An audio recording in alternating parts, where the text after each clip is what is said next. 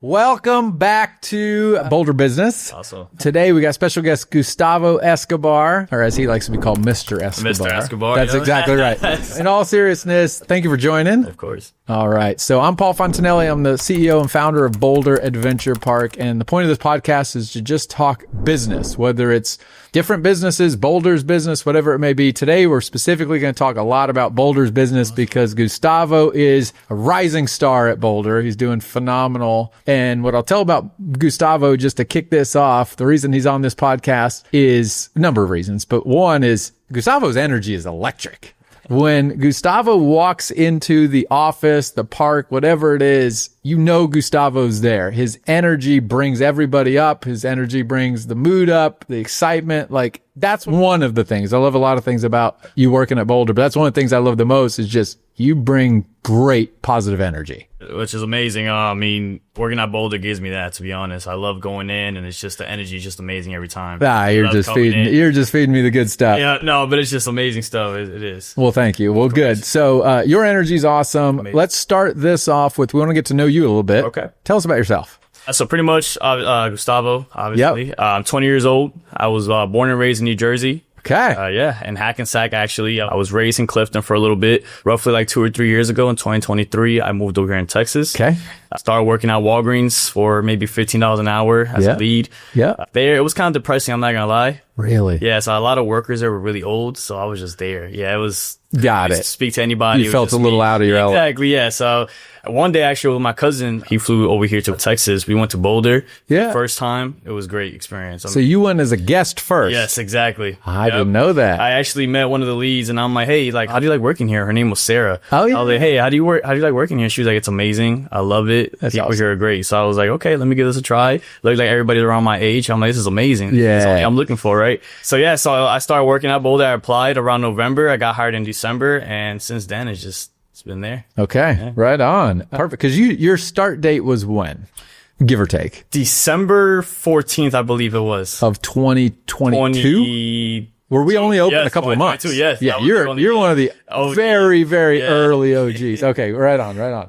Perfect. So that's a big life change. Go from New Jersey to Texas, and you were in high school at the time, right? That's correct, yes. Okay. As it relates to moving from New Jersey to Texas, how did that kind of just shape your perspective on things? Because Texas and New Jersey, two totally different places. 100%. And to move, I'm assuming you were a sophomore or junior in high school. Correct. Yep. It's a big move. It is, yes, 100%. Tell me about it. So in New Jersey, everything's really fast paced. Okay. Over there, everybody's just everywhere. It's rushed everywhere. I would say the moving and the living is different. Here, a lot of people are a lot nicer. Over there in New Jersey, a lot like more rude. Okay. So here, a lot of people are a lot more nicer and stuff like that. So I feel like it made me be a better person as well. Because I feel in Jersey, I was a little rude as well, I guess.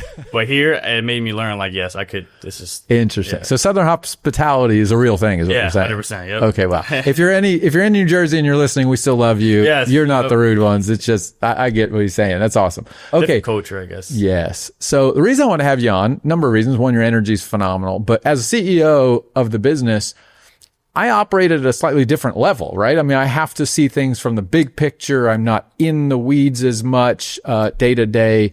You're one of our managers in guest services. Yes, sir. So you see everything in terms of the employees, the guests, so on and so forth. So that's why I think it's important as a CEO to take time and meet with the team members so I can get more insights than what I can observe on my own. And so candidly, this is obviously a little bit of a selfish interview, but I think it'll be interesting for listeners to think about like, okay, how am I looking at my business? Or from your perspective, how are you moving up within the business? So I think there's going to be a lot of benefit to our listeners to today's conversation. One more question for you, which is a big one about you personally. You had a big accident. Roughly a year and a half ago? Yes, it was actually November 2023. Yep. Unfortunately, I got in a car accident. Yeah, I got taken to the hospital. Yeah. I got told that my lumbar got broke, which is my spine, lower spine. Yeah. Yeah, it shattered. I was hospitalized for 2 weeks. Thank God. Came back walking amazingly. I mean, you remember I was in zone 4 beforehand, you know? Correct. So zone 4 at Boulder is pretty much everything in the aerial, zip lining and stuff like that. Yes. So unfortunately, because of my accident, I had to go to a different zone, which is now I'm in customer service. Yep. But yeah, pretty much, yeah. So that accident, I mean, I remember when it happened because you've always been a standout at Boulder. I mean, like I said, your energy and that's some advice I'll give to anyone listening is that like, how do you stand out at a company? In my opinion, it's two primary things. It's one, bring positive energy. If you are working at a company anywhere, and this isn't just working, it's just life advice, like bring positive energy, even if you don't necessarily want to be there, because not everyone wants to go to work every day. I get that. But if you can bring positive energy, you're going to stand out amongst probably 80% of the people. So you've done that from the beginning, always a positive. Yeah. The second piece of advice I'd give is always do just a little bit more than what's asked of you. Okay. And you're always going to stand out because most people do only what's asked of them or a little bit less. Yep. And if someone just brings positive energy and they just go a little bit further, right, you're going to stand out. And it's amazing how many people don't do either of those, or they do one but not the other. And it's like, just do both of those and you're going to be in the top 5% of anything you do. And it's really not that hard. So that's a little bit of advice for people. And you've done that to a T. I mean, it's true if you think about it. Like, it really is. If you bring positive energy to a workplace, you're going to love it. That's right. You're going to just like, I love going to work because energy's just there, And the people around you become positive because they match your energy. 100%. I mean, you said it with your New Jersey to Texas example. You matched the energy of New Jersey. You came to Texas, you matched the energy here. And so if you can bring that positive energy, people around you are going to be more positive. Exactly. And so that's just a little bit of quick advice. So you've already answered one of my questions, was how you came to Boulder. So you were a guest, then you wanted to come work here. You've moved up fast. You're doing a great job. I got to give you a little bit of a hard time. That's all right. You know this. I still give you a hard time. Every time. This is a funny story is why I want to tell it. Oh, man. So as Gustavo mentioned, he works at our front guest services, and he's now our manager in that area. And I walk in one day. Hey, Gustavo's got his backwards hat on. As you can see, he's always got the backwards hat. Always wear a hat. Yeah. Always backwards hat. And I walk up and I'm like, what hat are you wearing, Gustavo? He's like, what do you mean? And for the listeners, it was a Playboy hat. I totally forgot, man. The reason we're laughing about it is we are a family-friendly place. Good thing is he took it off immediately, replaced it with a Boulder hat. We were good, but still to this day, I'll razz him a little bit. Which you got to have fun with stuff like that. It's it was an honest mistake, but it's funny to laugh at after the fact. And then on my side, just imagine me like I'm over here just working. I see my CEO just like, hey, what's up with that hat? I'm like, the embarrassment. I was like, Fair. Oh my God. That's exactly right. But it was funny. Yeah. Definitely. We laugh about it now. That's right. Okay, cool. So, but in all seriousness, you've moved up very fast. You're doing an amazing job. Like, what do you credit? I mean, I've told you what I've seen, but what do you credit some of your success with and kind of how you've shaped your career thus far? Okay. Since I started working, which I was 16, I always in customer service. Like I said, Walgreens. I kind of know how to speak to guests, Yes. So I obviously during the years, you learn a lot of experience and stuff. I will also say because of my accident, I feel like a lot of people has been more positive with me at work, especially. I feel like when I come into work, people are like, hey, if you need anything, let me know. Like, you got this. They always keep me very motivated. That's awesome. And I love it. So I feel like that gets me really, really motivated. Also seeing the guests, like even when sometimes we talk about like our life or something when we're checking them out, and they just give me great advice. Like I love it. Like it's just amazing, Right. So I feel like that always makes me want to come to work because I feel like like you said, energy is always there. Positivity is always there. That just keeps me focused 100% all the time. Good. Let's talk about areas of opportunity because as a CEO, I need to kind of always be thinking about what could we do better. Okay. In your perspective, the great thing about your perspective is you are at the front. Yes. Like in the front is where people go when they have questions or concerns and so forth. So as you think about, let's start with our team members. Okay.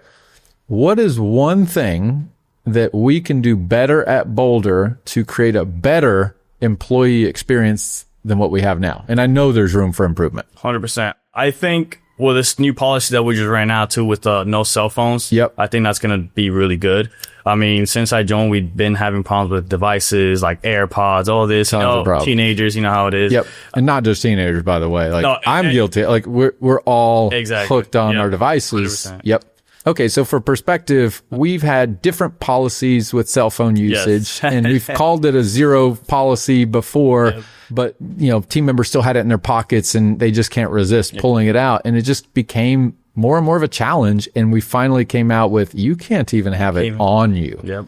And so it's definitely going to help some of the distractions. Yep. So that's a good answer, but I don't know that our team members are seeing that as a big win, right? Like, oh, yay. You're probably seeing it like, so correct. They're like, oh, but I think the good thing is once they're in the job, they're going to be working more and time will go by quicker when you're working hard. Let me spin the question back to you. Yeah. What can we do better for our team members that would make them like excited? Like, can you probably heard different, hey, I wish we would do this, or I wish we would do that. I'm even gonna go back too. I mean, with no cell phones, I feel like people are talking to each other more. Great. You know what I'm saying? Like, when you're on your phone, everybody's just doing their thing, not really focusing on other people's life, you know? Totally. So now I see a lot more communication with people, conversations. It's just, you know. Okay, good. What about for our guest? What's something we could do better for the people that attend the park? I would say, because we're different. We have parties, we have events, and we have like normal guests. Yeah. I would say for events and parties, but maybe a little bit better communication with them. Maybe like, hey, before you come to the park, make sure you have the waivers done, because we, as you know, waivers take a long time, you know? Yep. I would probably say that. And then for normal guests, maybe more signage.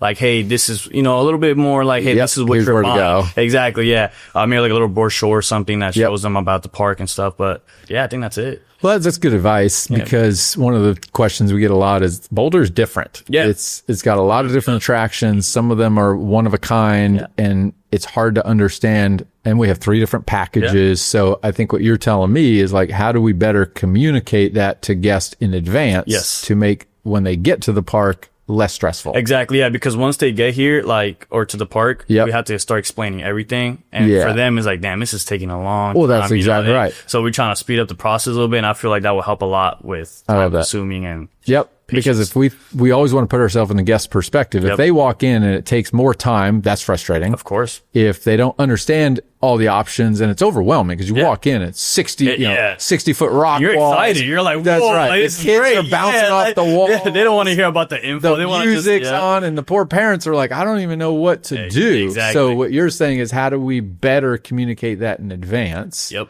So one of the things we're looking at, which is exactly in line with your feedback, is how do we use technology to automate that type of, we'll call it preparation, right? So we're looking at ways to, if a guest buys a ticket, we can email them or text them like a day or two before. And it's like, here's what you need to know before you arrive. Yep. Here's a map of the park. Here's the different passes. Here's how this is going to work. Or for a birthday party, here's exactly how this is going to go, which we do call people for birthday parties. But I think in writing and with pictures, for those that want that information, it's going to be more helpful. For those that don't, they just obviously ignore the email. But that's definitely something that we're working on. And I think your feedback just further puts it up the priority list, right? Because there's so many things we can work on. It's how do we prioritize? Okay, awesome. All right, here's the big one. All right. You personally. Okay. I love your positivity, but I know at the same point it's a job. Okay. And I'm sure there's something about working at Boulder that does frustrate you at times, or you roll your eyes at it. What's 1 or 2 things that frustrate you about you personally? Okay. About working at Boulder? And don't hold back. I'll say the guest. Like I said, unfortunately, some people don't know a lot of information. So they do come at Boulder very triggered already, very like, hey, this is a, you know.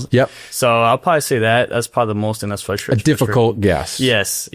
Because you're the manager in our guest services. Exactly. So, and managers are the ones that take the challenging situations. Exactly. And you come in, you're like, like you're excited. That's and guest kind of like ruined this. But you still got to bring up your joy. That's guest services. That's exactly right. And, you know, I think your advice of how do we better inform the guest and make things better for the guests will reduce the challenging moments for guests, which hopefully will reduce the number of, we'll call them escalations or kind of difficult situations. Because and I'm with you. I mean, sometimes guests can be challenging, but it's usually triggered by something we've done, or could have done better, I should say, right? And so that's where we want to continue to get better and better. Awesome. So you've given me lots of great insights. That's what I'm looking for as the CEO. Is I want to hear your perspective because you truly are on the front lines. So that was awesome. Let's flip the script a little bit. What questions do you want to ask me about Boulder, if any? I got a couple. All right, hit me. I've been interested for the past 2 years to ask these questions. Yeah, this is like our first. Yeah, really. I mean, we talk all the time, but to sit down and and speak about it. Yeah, let's do it. So the first question I got is, how did you get the business started? Like, what inspired to start this business? I can't imagine what went through your head and stuff doing all this. it was a journey. So Okay. I'll give this in 2 steps, right? One is what inspired me, and 2, how did we actually pull it off? Inspired was I was in corporate America for my whole career. And candidly, I was burned out of it, which I think a lot of people can relate to. I was not inspired anymore. I didn't feel fulfilled is the word. I just lacked fulfillment. And I was highly successful by terms of, income and promotions. I mean, we could talk more about my background if you want, but I was by all terms successful, but I was just not satisfied. I was not fulfilled anymore. And so I was looking to do something totally different. I didn't want to stay in the finance. Finance was my background. I didn't want to stay in finance anymore. I wanted to do something really unique and different that could be meaningful. I have 3 kids. I grew up in Arlington. So I grew up going to theme parks, amusement parks, water parks, you name it, all the time. And I've just always enjoyed them. And I'm a very active person. I enjoy being out with my kids. I enjoy going on the roller coasters with them. I mean, I had a process for how to get my kids comfortable on roller coasters. Start on this one, then you go to this one. Like 5 years old, my little one is like going down the Titan. Oh my God. Yeah. She was awesome. All of my kids are awesome, obviously. But anyway, so I grew up there. And when I want to start a business, the entertainment industry just seemed like a really fun business to start. And I've known that if you can create a business that's unique and different and well run, it can be successful. And the entertainment industry is no different. So that was kind of the inspiration, was want to do something entrepreneurial. My big dream has always been build a business that my kids have the option, they'll never be forced, have the option to grow into. Awesome. Whether they do or don't, that's up to them. But I would love, that's always been the dream, to build a business that they have that option. My son works there. My daughter works there a little bit during the summer. My other one's a little bit too young at the moment, but whether they grow into it in the future, we'll see. But that was always kind of a goal. That's the inspiration. How we did it, it took 5 years from the first idea until opening day was almost exactly 5 years. And I probably won't go down too much path, but basically the first phase was like, what in the world is going to get built? Yeah. It was the idea. That was the fun phase. That was the dreamer phase. And I went to conferences in Orlando and I took my kids to different places all around the world. And basically it was just like, if it's cool and it's fun and I enjoy it, it's going to go in the park. And so I tried every single thing somewhere before we put it in the park. And then we obviously had to create things and dream it up. So the idea phase was kind of part 1. And that's when we made the investments, smaller investments at that point, to kind of just get things going. Then it came to the point where the second phase is we got to raise money. And we had to raise a lot of money. It's a big park. And I didn't have that kind of money. My ex and I at the time did not have that kind of money. So we had to get investors. Of course. And so I worked at Fidelity Investments. You cannot raise money when you work at Fidelity. So that became the point where it was like, I got to quit my job and go all in on this with no income. I ended up going almost 3 years with 0 income, which was not expected. I think I planned for like 6 months. That's a whole different story. But then we had to raise money, and raising money is a whole challenging environment for a startup. And so we can talk more about that, but had to raise money, had to do all the plans, all of that. And then building it was kind of phase 3, if you will. All that's the pre-opening, right? So ideas, raising money, and then construction, building it all. And that's what took 5 years. So that's a long-winded answer to your question. Obviously, we can go down tangents if needed. Well, let's kind of go down a little bit. So you say you have 3 kids. How was it? How was going full into this business, but still having 3 kids on the side? Like, was it difficult for you? Or my family suffered during that time. I won't lie. I mean, to be that committed to building something this big, it took a significant amount of my time. It paid a toll on things. I never missed the important things with my kids.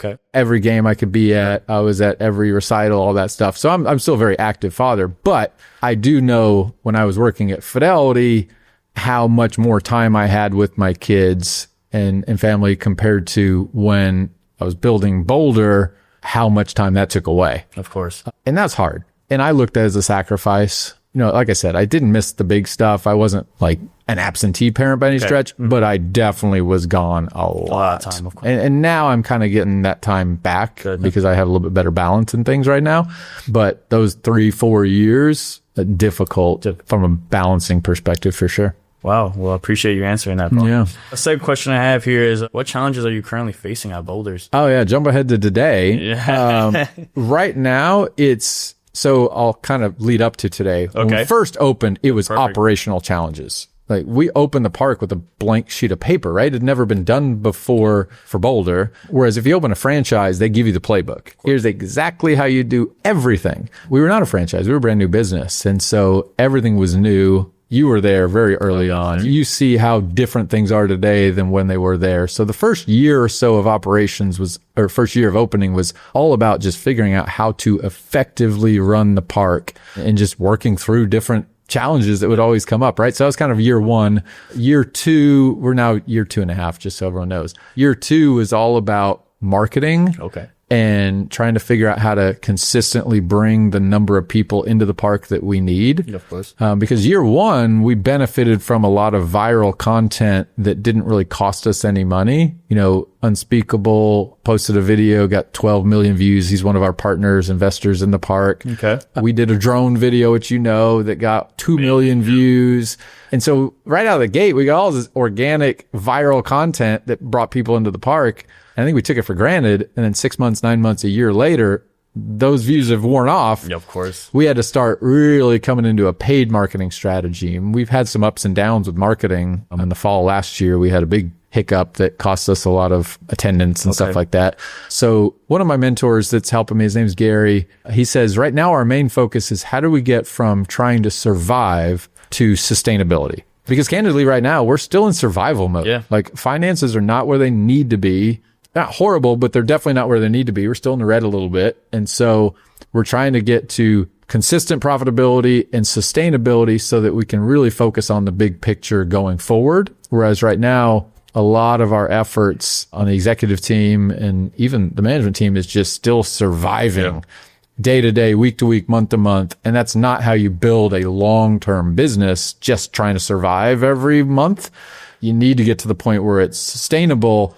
And then you can really, scale's the overused word, but really focus on the things that are going to set you up for 3 years, 5 years, 10 years success instead of right now. We're still just, month to month trying to survive. Do you have any plans to try to, get that better? Oh, absolutely. Okay. If you don't mind me sharing what kind of plans you have so in the future. Right now, the main focus is so basically in finances, you talk about top line and bottom line. Top line is how much revenue comes in the park. Okay. But revenue is probably the biggest thing we can not control, but try to improve the business, because if you can bring more revenue in, obviously that's going to help things. And so that's what marketing is all about. So our big focus right now on marketing is just how do we make more people aware of it?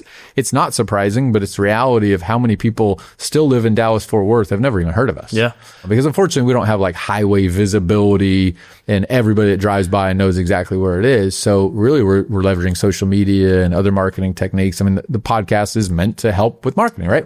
So top line revenue through marketing strategies is a big focus. And like I said, we've had some hiccups where we've made some mistakes on that, but I think in the last 3-4 months, we've really gotten better at it. So I'm feeling good about the trend of that. And then the second focus is the bottom line, which is where in our expenditures do we have fluff? Okay. Things are not efficient, right? Like we're overspending here, or maybe we have this service that we don't need, so on and so forth. And we really have, in the last 2.5 years, we've not had the ability to really analyze our expenses the way that we need to. Okay. And so that's really, I mentioned Gary, he's one of our mentors. He's on the board for us. He's phenomenal. And he's helping me kind of look through things with more of an attention to detail, because in the past we've just been surviving. I have not been able to focus on the expenditures and things like that as much as I want. So we're starting to get to the point where now we can. Okay. And I think those two things will help get us over the hump to where we need to be. Beautiful. Well, let's go back a little bit. I heard you said Unspeakable. How did that happen? Yeah. Like I've seen Unspeakable since I was young too. And come to Boulder, I'm like, Unspeakable. Here he is. This is great. Yeah. How did that happen? If you don't mind me asking. It's an awesome story. So for anyone that doesn't know who Unspeakable is, which most do, he's got something like 20 plus million subscribers on YouTube, right? So tell you what Gustavo knows about it, and then obviously I'll back it all the way back to how he became a partner with us. So he came to the park when we first opened, and he made a video. I remember when he came in that day, because I didn't know what he was going to shoot that day. I knew he was filming. He's like, hey, Paul, I want to make a video that says I built an adventure park. Okay. And I'm like, absolutely. Because he's one of our biggest investors. He definitely played a big role in it, right? And so I'm like, all right, absolutely.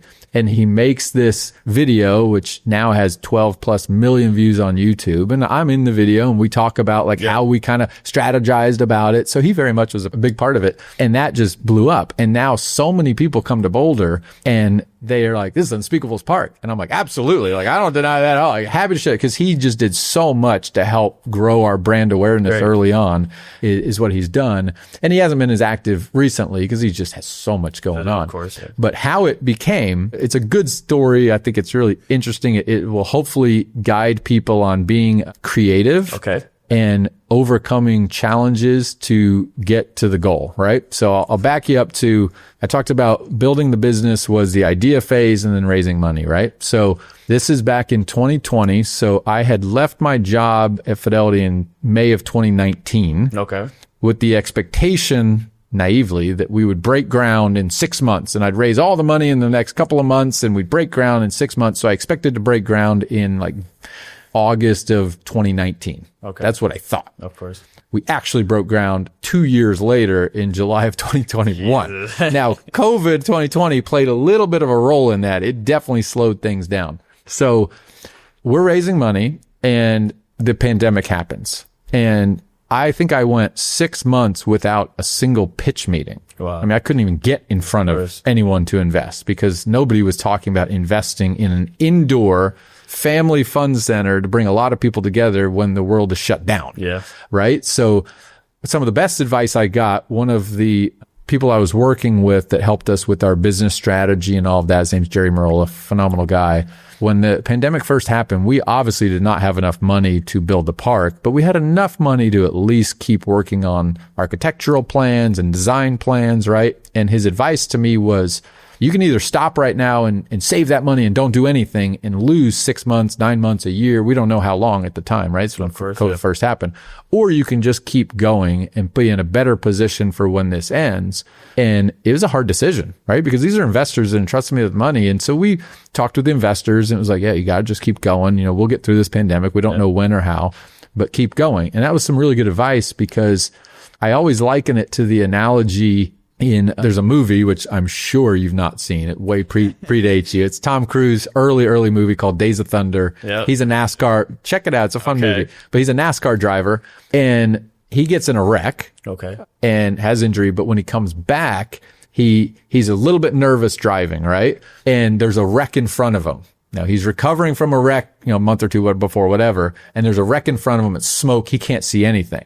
And his pit crew gets in his ear and says, you got to just drive through it. His name's Cole. You got to drive through it, Cole. Like you can't see where you're going, but you just got to get through it. And he just punches it right into the smoke and everything around him is just going chaotic, but he comes out the other side and he's now leading the race and finishes it, right? Yeah. And so the analogy is when COVID happened, we didn't have enough money to finish. We didn't know what was going to happen, but the advice that Jerry gave me is you got to just keep going. You got to drive in, you got to go into that smoke and just keep going, which was phenomenal advice. And I'm getting to Unspeakable, I promise, because during that time, like I mentioned, I couldn't get a pitch meeting with anybody. Of course. But I had to ask myself, like, whose business is thriving right now?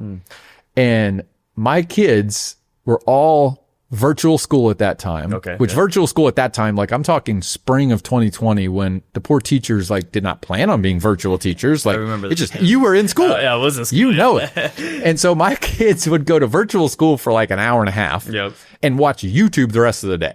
Like that's just reality. Awesome. The world, that's what you were doing. Yeah, you can relate to that. So I remember thinking, man, YouTubers' business is probably doing pretty good right now. Cool, yeah. And I've always known a little bit about how the content creation business works and that they can do very well for themselves. And, the highest content creators make income and revenue similar to that of professional athletes. Yeah. And so I've known that. And I remember thinking, well, their business has to be going pretty good right now because everybody's staying home watching, their views are up, all this stuff, right?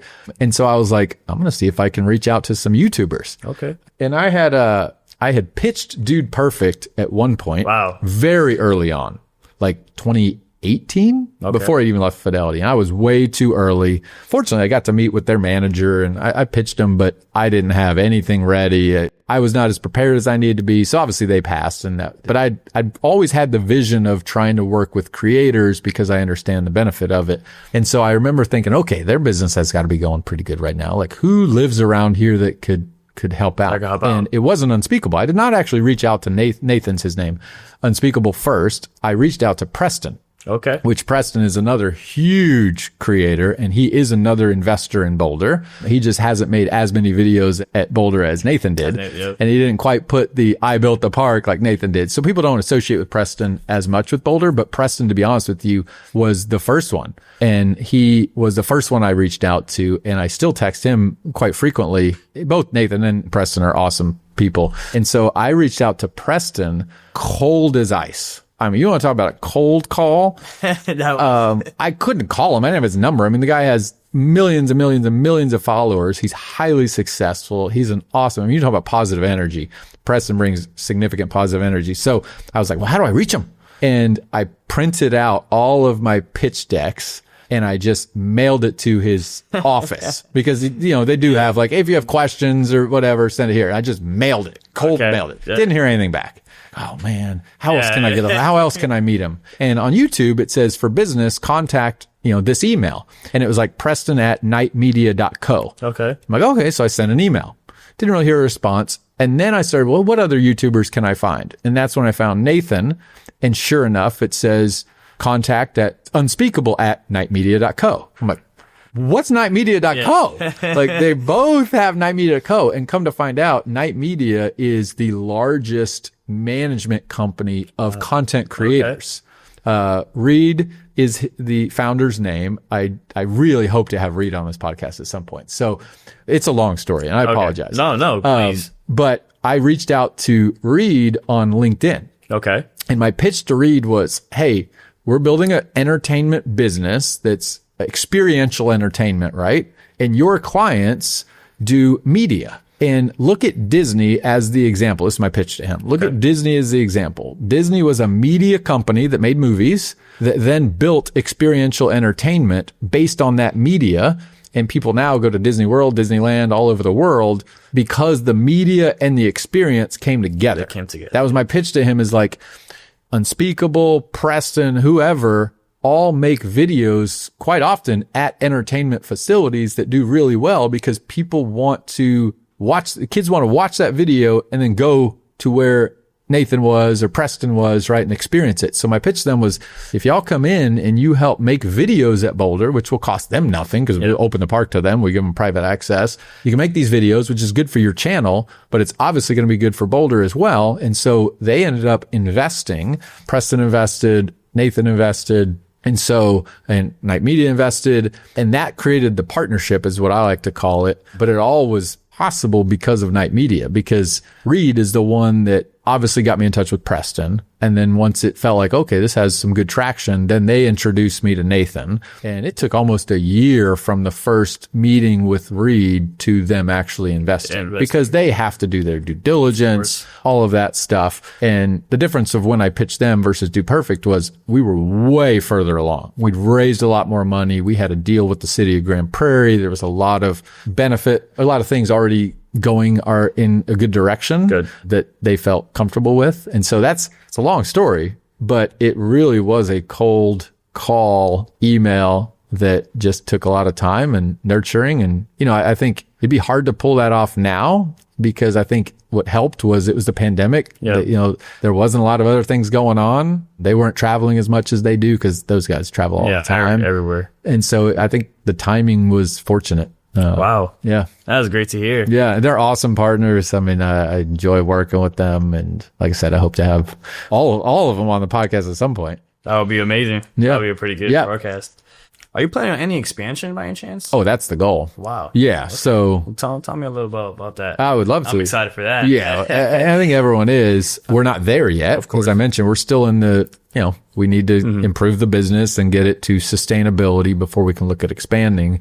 But let's assume we can do that. We can get to sustainability and the first location in Grand Prairie start performing where we need it to be. The goal for expansion is build them one at a time. And we're not going to like blow up and build 5 of these things all at the same time yet. I mean, hopefully maybe at some point, but the next one, the goal is put it somewhere in Dallas, Fort Worth, far enough away from the first one that we don't cannibalize visitation. Of course. And so it would likely be 40, 30 miles away, right? So we're looking kind of in the northern DFW areas where we'd like to be.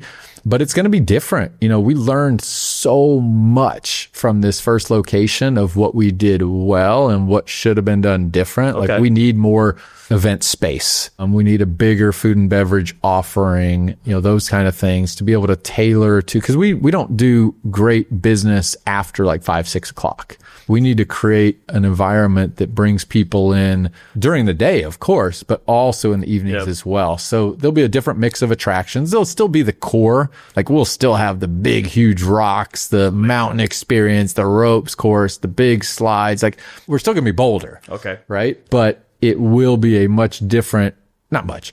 It'll be differently designed based on what we learn that we think will set us up for better success. So I'm excited about that. Would you do it as a dome again, or no?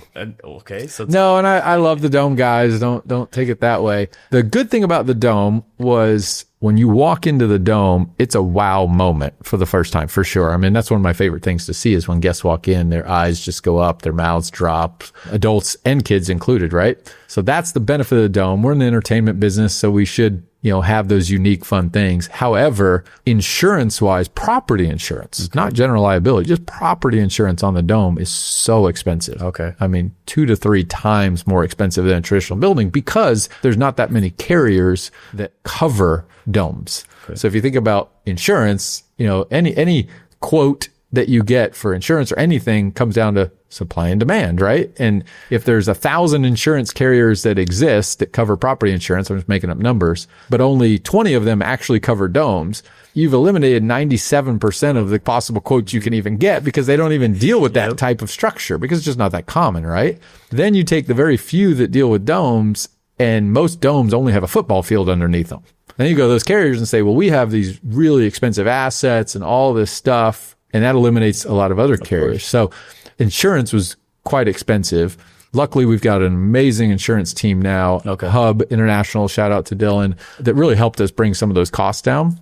But the bottom line is I think in the future, we probably won't do the dome. We'll do more of a traditional building, which also can help us minimize the space a little bit because we can use the walls for climbing. Yeah. Mm-hmm. I want to like go out. I want the mountain experience Via Ferrata, like go outside and climb on the roof and do all sorts of cool stuff. That sounds amazing. My favorite part is the ideas. Yes, I can get very creative. But yeah, that's the goal for expansion. I mean, we've been looking at land, but we are not in a position to necessarily move forward yet. But and for the viewers, I mean, they probably don't know what a dome is. I mean, it's an air supported dome. A bubble. It's a bubble. We call it a bubble. It is the bubble, and it's pressurized air, so it inflated in 8 minutes when in construction when it went up. I time lapsed it, and I was like, set the time lapse for like 2 hours. So it's gonna be really cool. Like, whoop, like, oh my gosh, it took like weeks to get ready, but went up in 8 minutes. So yeah, it's inflatable, and you have no columns, no structures holding it up. So you have this huge clear span, which is amazing. It gives us 75-foot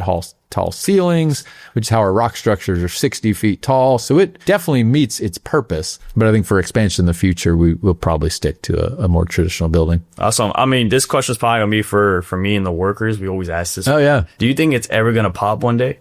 No, I don't. Okay. If it did, obviously there's ways to repair it and things like that. Okay. The good thing is it has redundancy. So you've got 2 different inflation units. Then if the power goes out, you've got natural gas backup. Okay. If there's a hole in the dome or a tear, it doesn't bring it down. You can open the doors and it has so much ability to hold itself up. So, and the cool thing is when storms come in, we can increase the pressure of the dome, which makes it more rigid, less likely to be impacted by the storm. I mean, you can never say never, but we have the right processes in place to keep it safe. And it's a rated building. It's rated for, I mean, I don't want to put a number out there because I don't know it offhand, but it's rated just like any other building for whatever storms buildings need to be rated for, right? Yeah. I'm over my skis there, but yeah, it's definitely a unique structure. It's amazing. For sure. It is definitely unique. Yep. You don't see that every day. Exactly.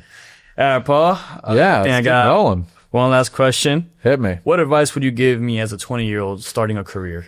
Okay, now let's transit. Yeah, so now we're transitioning a little bit away from Boulder. Yep. Because this episode is obviously heavily focused on Boulder as the business. Now let's You did just great talk. answer, by the way. Oh, well, you Great did great. question. Yeah. You did great. I'm I going to pat appreciate each other it. on the Yeah, back. great. That's a positivity, Gustavo. But okay, so what advice would I give you at this phase of your career? Especially that you know about my past. I mean, For sure. back issues, this and that. Yep. What would you give? Yep. I gave you the advice earlier of how to succeed in any company you is did. be positive, do a little bit more, right? So what I would say in your early career, I'm not going to put a number or an age on it, but early in your career, what I did, I mean, it worked, don't get me wrong, but I really made decisions based more on money Okay. and income potential, which works, don't get me wrong. Okay. But I don't know that that's the only thing you should make decisions on. I think what's most important when you're in your early career is two things. Number one is the network that you're building. Okay. Who are the people that you're meeting? Who are the colleagues that you're building relationships with? Who are you having opportunities to work with that will be able to either give you advice, mentorship, or help you grow your career in the future? It is, I mean, it's unfortunate. It's a cliche. It's all about who you know. And I don't believe that to be entirely true, Okay. but it definitely matters because if you have a very strong network, you'd be surprised the amount of opportunities that will come your way. Or if you need advice, being able to reach out to network and get really good advice. So early in your career, you should really focus on getting to know as many different people as you can. Okay. And I'm not saying only get to know people that are high up in positions, Okay. because people that you may be managing will someday be in a different position, whatever that may be. So my point is grow your network as wide and as diverse as possible and don't base it on current success. It really is just get to know as many different people with different backgrounds and things as possible. So network is key early in your career, and it'll always be, but now is when you can just build a very big network, right? And then the second piece of advice I'd give you is experiences. Nice. You should be getting different experiences. Like I had the opportunity to give you a project that's giving you totally different experience than what you would in your day to day. And my advice is get as many different experiences as you possibly can. And I think that's what's helped me in my career is I went from being a CPA to then going to work in a publicly traded business as a business accountant. So first I did taxes for public CPA. Then I did private business accounting, not private, it was a public company, but business accounting. And then I did personal finance at Fidelity, right? The job I liked the least was the business accountant. Like I did not like that job. And they worked me from time to, I mean, it was just long hours, all that stuff. But I learned the experience I got from that job, I still use to this day because I learned how to analyze financials. I learned how to use Microsoft Excel. Like, I mean, I lived in Excel. So all the formulas and all the sum ifs, VLOOKUPs, I mean, all that stuff that is very technical, I learned early in my career that just I used going forward. And then at Fidelity, I had different jobs, got different experiences, learned how to build beautiful PowerPoint decks and slides that I then eventually used to build a pitch deck. Like, it's just amazing how your experiences will later come back and help you propel your career forward. So take advantage of every experience you can and build as big a network as you can. I love that. Yep. All right, Paul. That's all the questions I have for you. Okay, good. Well, I'm going to spin it back to you a little bit. Let's do it. Let's talk about your goals, your aspirations. As you think about your future, what do you want that to look like career-wise? I mean, so when I was younger, I actually wanted to become a Marine. Okay. My whole family was I could see military. that. Yes. Yeah. I was actually going to head towards that, maybe 2024, which was last year. Yeah. But unfortunately, because of the whole situation. Sure. So now I want to become a fireman. Okay. Yeah. I still want to help people. I feel that's just my thing. I love helping, now saving, I guess, people. That's awesome. You know? So you're so good at because I know you're doing EMS training. Yes, sir. EMT. Yes, sir. Yeah, EMT. Sorry. No, so same thing. EMS. Yes. Okay. Services. Yeah. Yep. Perfect. Okay. So this is a good, now that I know that, Yes, sir. You know, ways that I can help you a little bit is the chief of the fire department for Grand Prairie will be at Boulder tonight. Okay. Oh, I'll introduce you. this is amazing. Yeah. And I'll introduce you and, you know, something may come, something may not, but I'm sure he has someone you could talk to that's like, hey, this is an aspiring fireman. Like, what advice would he give you in that moment? But then he may be like, hey, go talk to this person who can kind of help you with whatever is needed to kind of get there. Right. Yes, so sir. that's kind of just comes back to like, networks are very powerful. Yes, sir. He's a great guy, chief of fire here in Grand Prairie, Chief Fight. So I'll introduce you tonight. Okay. I've only met him once or twice myself, so it's not like I have a great connection with him, but I'm sure he'd be delighted to point you in a direction to help you out, right? Beautiful. Yeah. Okay, cool. I appreciate that a lot. Obviously, that means a lot. Yeah, of course. This is great. No, I good mean, step. Good, That's what I've learned is just meeting people, talking to them, asking for advice, be vulnerable, like, hey, I'm learning, I'm growing, I'm motivated. And again, that positive energy is going to take you wherever you want to go. Amazing. So I have no doubt you'll get there. Amazing. Good. So I think we've covered a lot today. Yeah, we did great. We did. Yeah. I want to have you back for sure. Beautiful. Because I think you're so awesome to talk to. And obviously I'll keep talking with you're other awesome, people. Paul. You're amazing. Oh, this Thank is you. great. Group hug. You're right. All right. Well, let's wrap it for our viewers. Thank you for watching Yes. Boulder Business. Keep coming back. We talk about our business here at Boulder. We talk about other businesses with other entrepreneurs. And then sometimes we just talk about life. Random stuff. Yep. That's Love it. All right, Gustavo, Yeah, thanks for Paul. joining us. Yes, sir. We're out. Peace.